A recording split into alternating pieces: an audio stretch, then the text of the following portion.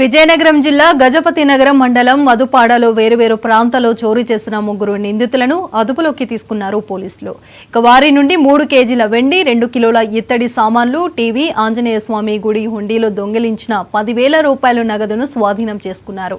Tea dahlia మరో 2 మైనర్లపై case నమోదు చేసి రిమాండ్కు పంపించినట్లుగా గజపతి నగరం సిఐ నరమణ చెప్పారు. అందులో సుమారు 10,000 రూపాయలు ఉంటుందని కంప్లైంట్ ఇవ్వడం జరిగింది.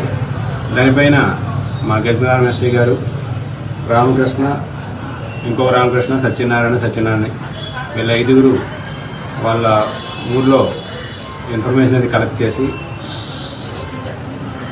తూములు దాలయ్య అనే వ్యక్తి ఈ అఫెన్స్కి చోరీకి పాల్పడ్డాడని, ఆయనతో పాటు ఇంకిద్దరు వ్యక్తులు, వాళ్ళిద్దరు జూనియర్స్ 16 సంవత్సరాల కలిగిన వ్యక్తులు, వాళ్ళిద్దరు కూడా ఈయనతో ఈ అఫెన్స్లో పాల్పంచుకొని ఈ నేరం చేశారు. ఈ నేరానికి సంబంధించి వాళ్ళు ఒక గుణపం ద్వారా ఈ నేరం చేశారు. తర్వాత ఈ చోరీ సొత్తుని ఈరోజు మధ్యాహ్నం 2 గంటల సమయంలో మధుపాడు పాలదార చెరువు వద్ద వాళ్ళ 3 పంచుకుంటే ఆ వచ్చిన ఇన్ఫర్మేషన్ మీద వాళ్ళని పట్టుకొని వారి దగ్గర నుండి ఇంటాక్ట్ చోరీ సొత్తు అంతా రికవరీ చేయడం జరిగింది. వారిని కోర్టులో హాజరుపరుస్తాం.